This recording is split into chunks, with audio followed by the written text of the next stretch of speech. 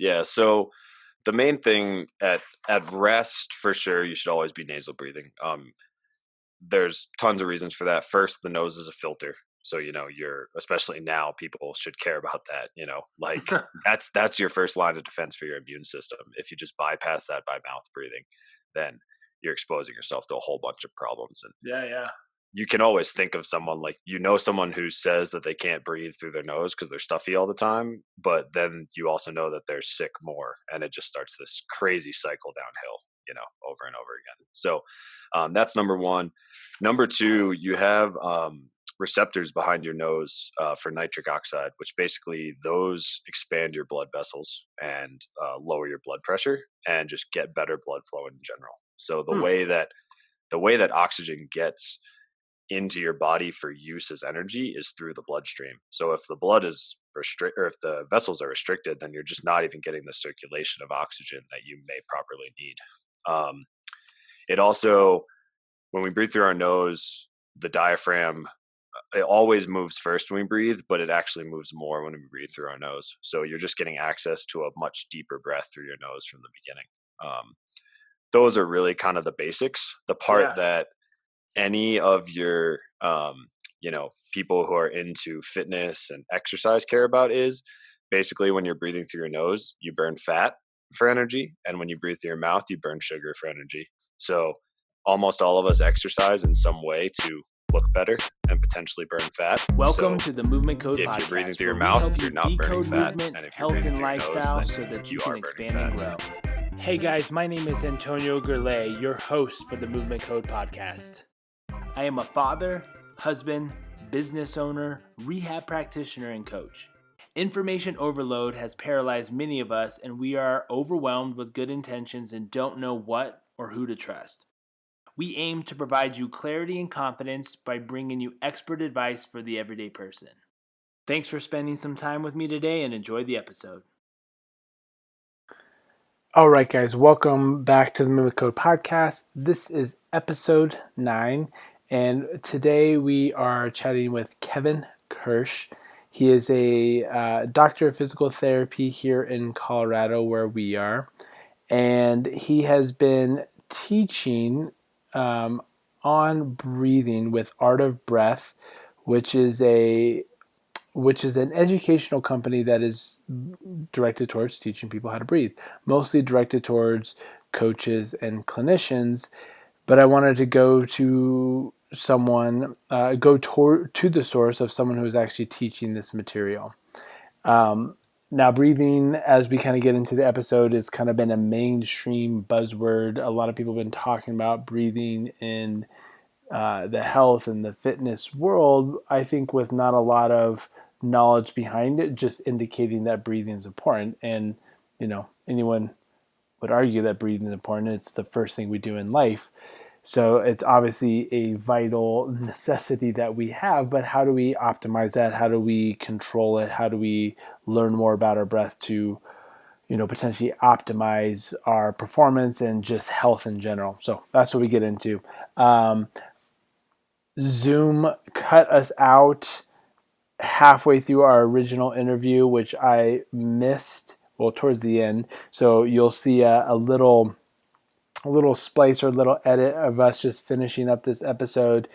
But we have a good challenge for you guys this week. It's going to be very tough for a lot of you, especially if you primarily work out and train in the kind of high intensity interval setting. So I want you guys to stay all the way towards the end so you can catch what that challenge is and you can try to apply it over this next week. One ask for you guys before we get going: if you do not already follow us on Instagram, please give us a follow. We are at Movement Code, as well as at Enhanced Movements. Pop over there real quick, just give us a quick like. And of course, if you like this episode, please share it with your family and friends. All right, enjoy, guys. Right, we have Dr. Kevin Kirsch on the show with us today. He is a DPT out of Colorado, and we're super excited. We're going to be talking about breathing today. And the reason why I brought Kevin on the show is he actually teaches a lot about breathing. And so why not go to someone who actually teaches this material? Now, again, the goal is to talk about this in a way that the everyday person can understand this knowledge and can start applying this knowledge. While Kevin teaches to other clinicians and coaches, our goal today is again to kind of break it down so that you guys can find some nuggets of information that'll be super beneficial for wherever you are in your life or your practice, your fitness, whatever that might be. So to start off, Kevin, where can people find you? Where can they connect with you? Where can they learn more about you? Yeah. Well, thanks for having me. Um, so I practice in Colorado, like you said. I split my time between two clinics, one in Longmont and one in Loveland. I can be found on the internet at my name, Kevin Kirsch, and then DPT on the Instagram. Not super active there. Um, but then if anyone wants to dive in further, ask me questions, my email iskkirsch, KIRSCH, at gmail.com. And I'm going to do my best to try to keep this as informative and exciting as we can, because normally when you tell people you're going to talk about breathing, they tune out real quick. So I promise you'll get some good nuggets out of this.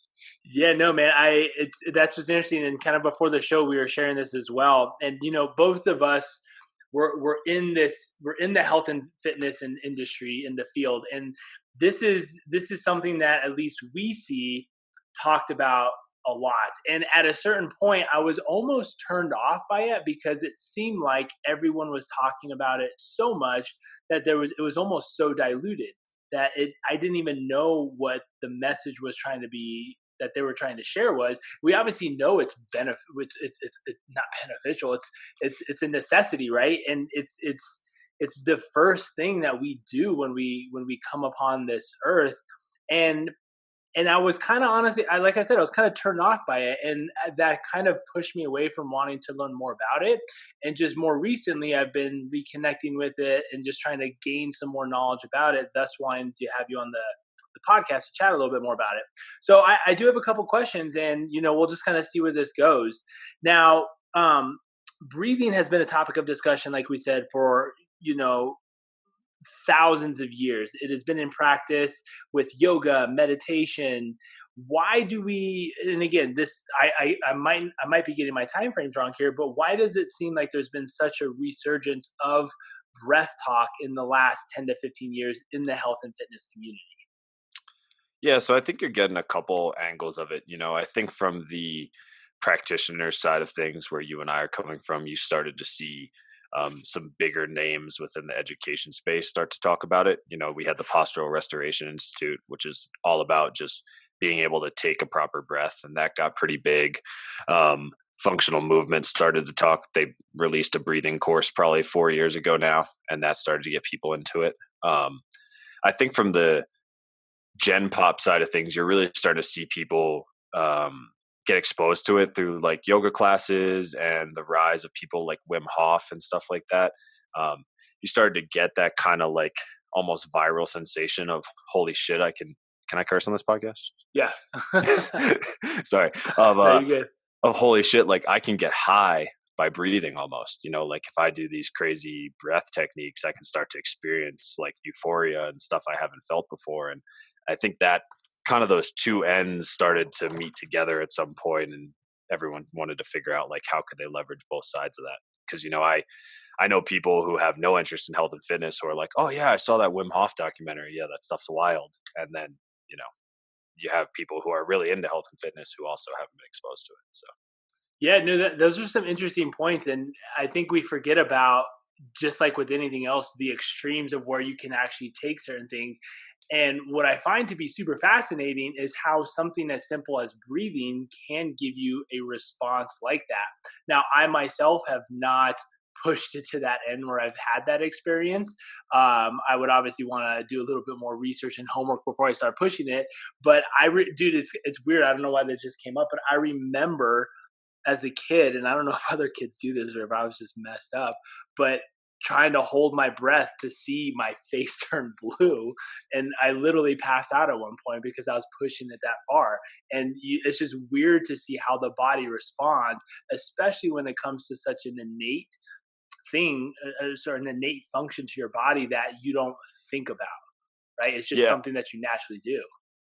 Yeah, you really don't end up being conscious of your breathing unless like it's pointed out to you that you're breathing wrong. Or like you said, almost everyone has the experience of holding their breath as long as they can, even if it was in like swim lessons or something. You had to do at least a max hold. And I was always bad at that stuff. So then when you find something like Wim Hof or something that can like raise your floor of breath holding to go from 30 seconds to you watch people get 3 minutes all of a sudden, with one session, that's pretty wild. Yeah, this is. I like that you brought that up because I want to. I think it was later on in my questions, but I wanted to bring that up of how we can increase our tolerance, right? And if you can talk a little bit more about that, is whether we call it like a distress intolerance, and what are maybe the potential benefits of being able to raise that.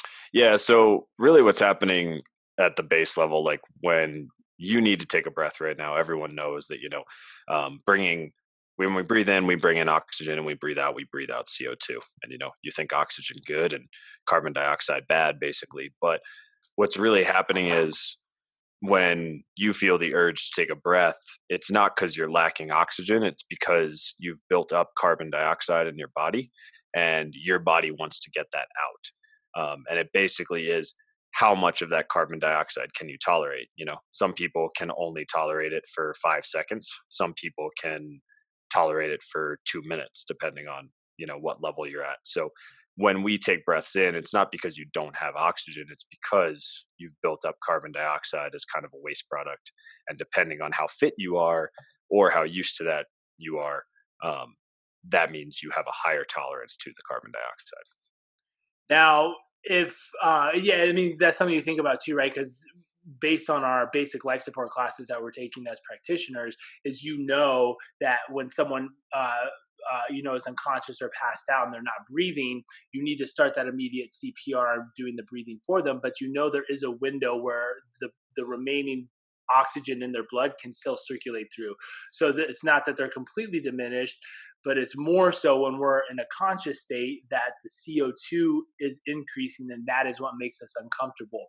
What's the process that is actually responding in our body? Is it an acidity buildup, or is it just that we feel that CO2, those CO2 receptors are just pinging all over the place, and our body's starting to freak out as a result? Yeah, so it's a little bit of a combo of both. Like it will change your pH level a little bit, so you will get a little more acidity. Um, your body just does have some chemoreceptors that deal with that as well. But yeah, what we find for most people is almost everyone is over breathing. You're taking more breaths per minute, or you're breathing in more volume than you need to. Um, Mm. and what happens is most people don't even have the ability to take full deep breaths from an orthopedic standpoint. We have restrictions in certain muscle groups, or we're just tight in certain places, or, from an osteopathic standpoint, maybe you have some restrictions in the ribs. So because you can't take full deep breaths, you end up just taking more shallow, or what I like to refer to as crappy breaths. And the more crappy breaths you take, you just kind of start this cycle, and it all starts to go downhill from there. That's interesting, man. Yeah, and that kind of segue. That's awesome. It segues into my next question of basically, this is, do most people suck at breathing, or are we just disconnected? But it sounds like it might be potentially a combination of both, not necessarily as something we developed as a habit, but more so as a necessity due to postural tension, restrictions, etc. Right? Yeah, so it's definitely a little bit of a combo of both. The answer is always kind of it depends, but Yeah, yeah. you know most of us are pretty bad at breathing, especially in like a Western society of some kind. One thing that we probably won't get too far into the rabbit hole of, because it takes a lot to fix, is um, most of us just have underdeveloped airways, so we're not even getting the amount of air in that we should, due to our jaw structure and things like that. And um, that goes down a ways. But most people just have that disconnect. So most people, by just becoming conscious of their breathing, can probably improve their breathing by a solid 20 to 50%. Then from there, yeah, you may need to address some mobility things or something like that. But being awareness is always the first thing that I'll teach someone. Yeah, dude, that's now just out of curiosity. So, you kind of answer the question that most of us based in the Western society are having difficulty with it. It's the first thing we do in life. Like, what happened why did our breath patterns change? Yeah, so I think it's a little bit twofold. Some of it is kind of that airway development, and a lot of us are exposed to things like allergens and stuff, and we lose the ability to nose breathe really early on in life. And unless our parents are hip to that, or we just get really lucky, then a lot of us start to develop these mouth breathing habits. Not that we like mouth breathe all the time, but we'll end up mouth breathing more than we should, Hmm. which is basically supposed to be never. It's supposed to be while we talk and while we do max effort exercise, which as a toddler, you're never doing max effort exercise. Hmm. So um, you should just be breathing through your nose most of the time. And that starts to change facial structure and things like that. And there's a lot of things with food and breastfeeding and stuff that go into that to a point, with jaw development. Yeah, yeah. The book Jaws by Sandra Khan and Dr. Elric is a great book on that. Really opened my eyes to some stuff. I think then it's a little bit too of just like we are constantly stimulated and stressed, and we end up like reacting and breathing more than we should because of our stress levels. Well, I mean, I'll just have to say though, you haven't seen my toddler, man. He goes all out effort all the time. I think he's always mouth breathing. um, no, those are super interesting points though. I mean, it's interesting to see, and this is more of my wife's world because she is strictly prenatal, postnatal, and pediatric chiro, and she does a lot with lactation issues and Hmm. just differences that you see. And what's also interesting that's been coming up recently is an increase in, maybe it's just more awareness, but what we refer to as lip and tongue ties. So Hmm. seeing how central line defects basically change how infants can nurse and breastfeed, which has direct development with jaw development, or sorry, direct correlation with jaw development, which we do know. So that is super interesting to know. Now, I am curious though. So, um, talk to me a little bit about. So we talked about the nasal breathing, right? Why is it so essential for us to be primarily in that nasal breathing pattern? Because most of us don't think, right? Like we just think like I'm just breathing, I just need to get air in. Why does it change that nasal is more beneficial than mouth breathing? Yeah. So the main thing at rest, for sure, you should always be nasal breathing.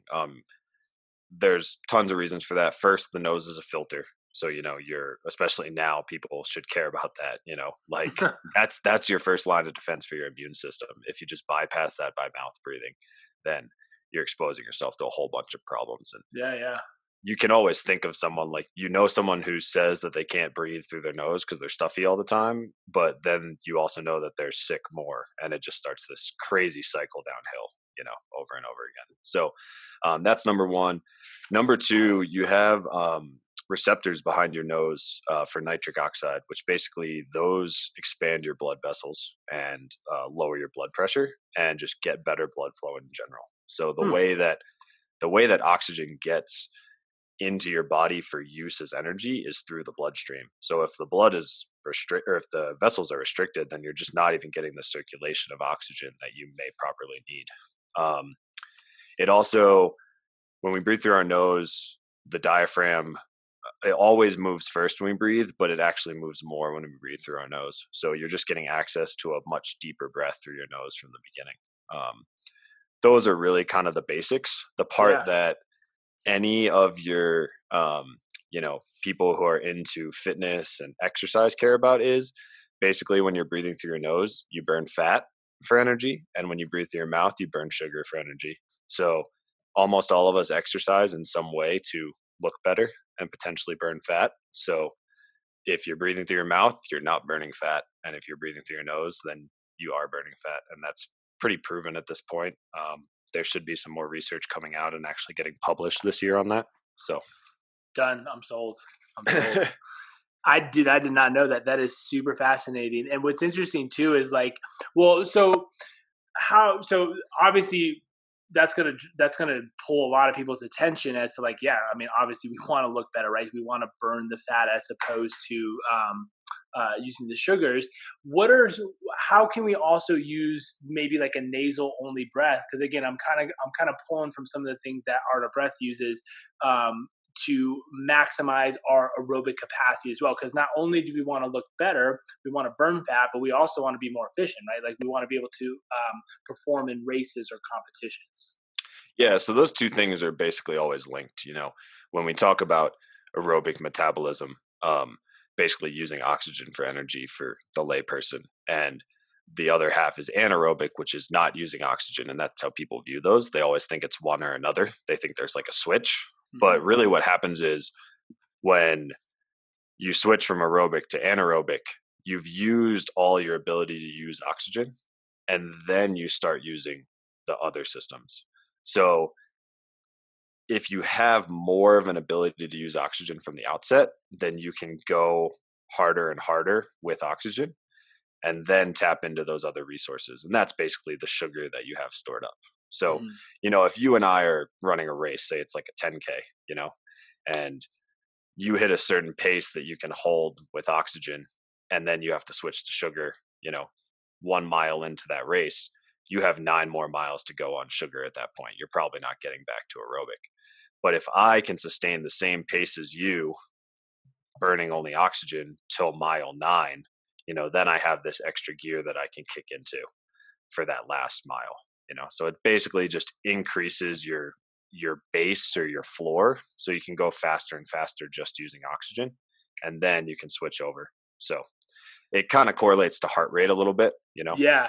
So that was going to be my next question. How would our listeners be able to implement something like that, being that they probably don't have much experience with, syncing breath with movement or maintaining breath? But I think people are more aware with monitoring heart rate, right? Yeah, so what I usually tell people is, if you are doing something for the purpose of cardio, or if you're a CrossFit athlete or something and you're thinking about doing an aerobic workout, most people link that with time. They think like, oh, I just need to do X amount of time. But your body doesn't know what time is. Your body just knows what you're asking it to do. Mm-hmm. So your body doesn't look at the clock and go, oh, it's a 20-minute workout, I'm going to be aerobic today. It just responds to how you're breathing. So I just tell people, if you're doing any cardio, any endurance activity, do it at the fastest pace you can while still nose breathing. And if you're doing it while nose breathing, then you're using oxygen. For a lot of people, that's a huge ego hit straight off the bat. Yeah. Like, you're going to go way slower than you've ever gone before. And it's going to feel pretty unnatural. And there's a learning curve there. But Yeah.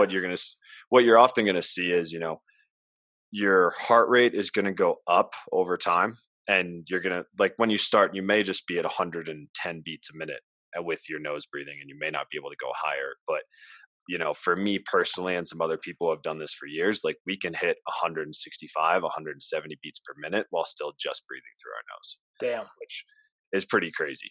Yeah. And you just get used to it. And I'm by no means a super athlete. That's just how I've learned to breathe. You can correlate it too to, like, if you're a cyclist or something and you have like a watt meter, all of a sudden you'll see like, oh, I'm doing more work while breathing through my nose. Same thing if you're on a rower or an assault bike. Oh, I'm holding a higher pace while I'm still nose breathing. So Yeah. the feedback of that is good. Running is about the hardest thing to judge.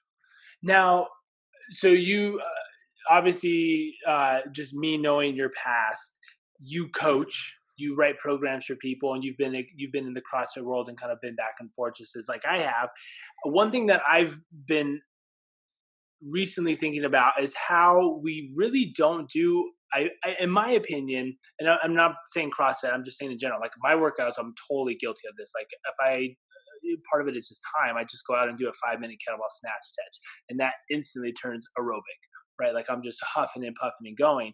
But as humans, I feel like we don't do a lot of aerobic training where the focus is simply how long can we go, that steady state exercise by strictly doing nasal breathing, unless you're a runner or a cyclist. This is more towards like the HIIT training. I feel like HIIT is just go, go, go, go, go with not a lot of that long-term steady state. Yeah, I mean, That's how most exercise is at this point. And if you're in like that class structure and you don't have time, like what I usually tell people is I'm like, okay, just pick your days where you're going to go really fast and hard. I love And that. I still tell them to pay attention to their breathing because a lot of times, you're going to have to mouth breathe to go fast, but purposeful breathing still helps. You'll Hmm. notice sometimes if you're doing sprinting or hard activities, people hold their breath a lot just naturally. Or they've developed the habit of doing it, I Hmm. should say. So if you're doing something for 5 minutes, like a kettlebell snatch test, you should be like purposefully blowing in and out air because that's your energy. You're bringing energy in and you're getting waste out. So if you're not breathing well during that, that's still going to affect your ability to do it Hmm. well. And then I say, for every for every hard workout you do, you should probably do about 4 to 5 easy workouts for most people I coach. Mm. So they get about 1 day a week where they go super hard, and I tell them not to worry about their breathing. But most of the time, I'll give them, um, I either prescribe them you're breathing entirely through your nose for this, or you're breathing in through your nose and out through your mouth for this workout. So they basically get three paces. They get nose nose, nose mouth, and mouth mouth, and the Oh. mouth mouth is pretty rare. Yeah, Hmm. and Yeah. that's like full on you're running 200-meter sprints type thing. Now, is that more with the intention of reducing overtraining to ensure that you're just kind of monitoring how hard they're going? That's some of it. It's also just about building your ability to use oxygen because like I said, the more efficient you are with oxygen, like that's really king. Like if you can do that better, and if you look at someone like, I'm blanking on his full name or I'm going to mispronounce it, but the guy who ran the sub 2 hour marathon, Oh um, yeah. you know, he was largely aerobic for most of that. He wasn't sucking down gels and drinking a whole bunch of Gatorade during that. He was just using oxygen for energy. Yeah, Um, and looked effortless. yeah, exactly. And was nose breathing for a good chunk of it, when you watch it. Like he was in control. And even when he switched, he's very purposefully breathing the whole time. So, Yeah. um, it's not an all or nothing thing with the mouth, but if you're just like wildly breathing, then you're probably not doing what you want to be doing for your exercise. Now, do you have any recommendations? This is something that I've just found for me to be super beneficial. I didn't really pull from anywhere, but um, ways to. All right, guys. So we had a little bit of a cut on this episode because Zoom cut us out when we originally recorded this. Like I don't know, but like 5, 6, 7 weeks ago, and we've been trying. Kevin and I have been trying to connect since then. So we only have just one question or two questions to fulfill this episode, and then we'll get this thing launched. So the question that we left off on before everything cut out was ways to use breathing to help reduce our heart rate and more specifically help us recover while working out. So in our original conversation, we chatted a lot about, we used CrossFit as an example just because it's a world that Kevin and I are both familiar with, but we also used an example such as 400-meter repeats, right? When you have your heart rate that's been jacked up and thus your breath rate has also been jacked up and you have another cycle coming up, how can we use our breathing to help us recover for that next bout of energy, if you will? Yeah, so there's kind of two ways that I approach that. It's like one, what are we trying to get out of the workout per se? Like, is it training or is it competition? So if it's training related, what I usually tell people to do is, try to get in control of your breath as soon as you can in between intervals. So that's going to be something like, if you went really fast and you are kind of out of control breathing, maybe you're breathing through your mouth, try to kind of ramp down in a specific order. So if you're just mouth in, mouth out, try to go nose in, then mouth out. Then when you feel like you can control that, go to nose, nose. And then I like to really add some pauses. So if you're really trying to drop the rate way down, an inhale and then a pause for 1 to 3 seconds, exhale, pause 1 to 3 seconds. You'll just watch that heart rate just fall through the floor basically. And then maybe 3, 4 rounds of that, then you can get back to breathing normally. But that normal breathing between intervals at that point should be um, through your nose, in and out through your nose. Now, if we're talking like competition style, if it's a CrossFit competition, or I like to use the idea of like, um, any sort of field sport or hockey or lacrosse where you're doing shifts, that's why I recommend like something called super ventilation, which basically you're taking a big giant inhale, as much air as you can, and then exhaling pretty quickly, and then repeating that over and over again. So, it ends up being like a very fast, like over and over again. And like that will get that heart rate to drop down. You'll get a whole bunch of air in, and you'll kind of buffer off the feelings of fatigue. So, but you really don't get a very good training effect out of that. So if you do that in every single workout, your body is not actually adapting to like the stress that you're putting on it while training. But if you're in the middle of a game, you can do that and get some better effects. So the big difference between training competition, right? Correct me if I'm getting this wrong. Super ventilation is to just really just decrease that buffer system as quick as you can, so you're ready for the next bout. But if you want to improve your CO2 tolerance and your aerobic capacity, going through those other methods of either adding the pauses or ramping down, that essentially is training you to be able to expand that CO2 tolerance in a way. Yeah, and just better utilize oxygen for yourself, Okay. Like if you're doing the super ventilation, you're basically just doing the best you can with what you have. Whereas if you're doing those other forms and you're trying to control your breathing as you do your intervals, then you're actually going to improve at doing the intervals and using the oxygen for energy. Awesome. I love that. That's good. Yeah. Which I think is, again, I think one of the biggest takeaways for this episode is going to be this last part. As we had mentioned in the original conversation we had, which is just before this, today's training mentality is really just a lot of go, go, go, go, go. There's obvious benefits to training across the board energy systems, but we tend to see a overemphasis of the very anaerobic, which is more, glycolytic and just heavy breathing. And so if you are doing that, right, you want to be able to utilize these things to better utilize oxygen and recover. But as Kevin said, you're going to be able to burn more fat if you're breathing through your nose. So if you're getting to a certain point where you're only doing mouth breathing all the time, we're maybe not being as effective as we thought we are for our goal. So some things to consider that are really good. Now, I know we're catching up here, and it's been a while since we had this conversation. We're going to finish with one last question, but before I ask you that, is there anything else on breathing that you want to add for the listeners? Anything else that you've recently learned, or that you'd like to kind of close up with? Nothing specific. Once we got off that call, I wanted to verify what I had told you earlier in the call, which was like what my heart rate could sustain nasal breathing.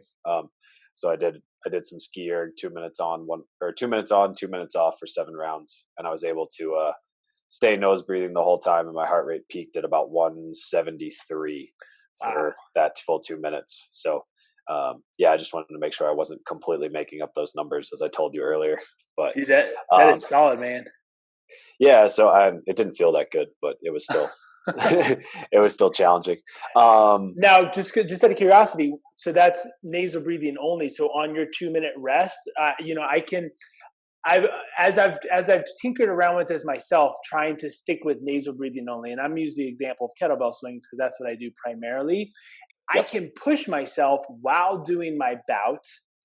Yep. For nasal only. But then the moment I set that kettlebell down, I've kind of been in that ramp up stage, and I'm trying to maintain that nasal breath. But sometimes that buffer has just gone over the edge, and then I have to do those couple quick breaths. Were you able to maintain that whole time only doing nasal breathing?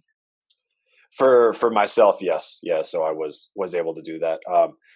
For something you can really challenge yourself, like you can force yourself to breathe in and out through your nose while you do like a bout of something. But during that rest, it's really important if you can get back to that. So I would almost say like you may want in the work to go in through your nose, out through your mouth for a little while if it's high intensity, and then try to breathe through the nose as you recover.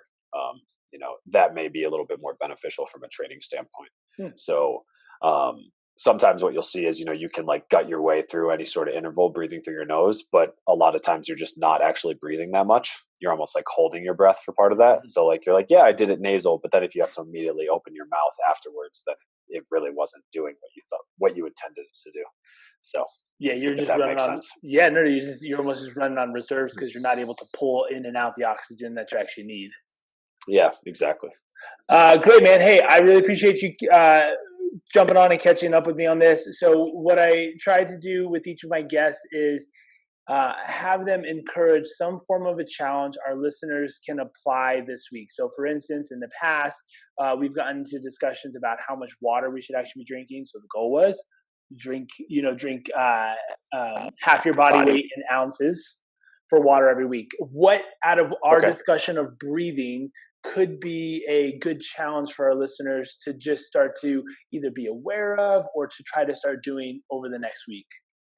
Yeah, so I would just say, if you've never paid attention to it, pay attention to your breathing and breathe through your mouth, or I'm sorry, breathe through your nose entirely for every minute of the next week, besides when you are talking or eating. So, and the added layer to that is pay attention to how uncomfortable that may be. And especially if you feel the urge to yawn or sigh a lot, then you really want to try to stifle those. So that means that you may have some irregularities in how you manage carbon dioxide.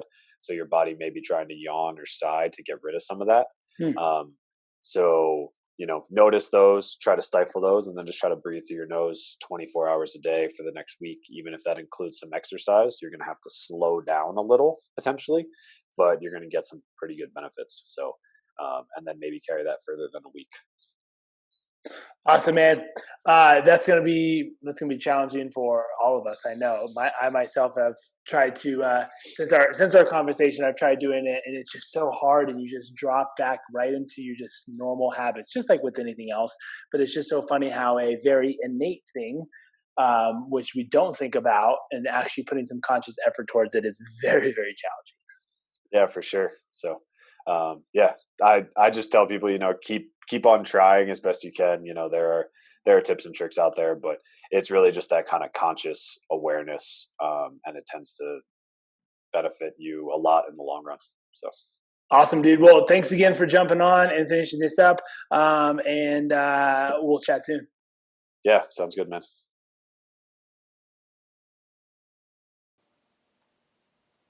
All right, guys, thanks for joining us for episode 9 of the Movement Code podcast. I really hope you enjoyed this episode about breathing. I learned a ton from Kevin. Again, as Ed mentioned in the episode, breathing has just been such a buzzword in the health and fitness community that it almost turned me off in a sense where I didn't want to pursue any knowledge for it, just in the sheer sense of it seemed overplayed, and I wanted to ensure that if I did go down that route, or if I did want to apply anything, that it had a little bit of credibility back behind it, rather than just saying, you need to breathe better to do X, Y, and Z. So I learned a lot from Kevin today. I have been trying to apply nasal breathing to some of my training and just really be more conscious of how much I don't nasal breathe, how much I mouth breathe, especially when working and kind of focus or in the zone. So I'm trying to make a more conscious effort of doing so.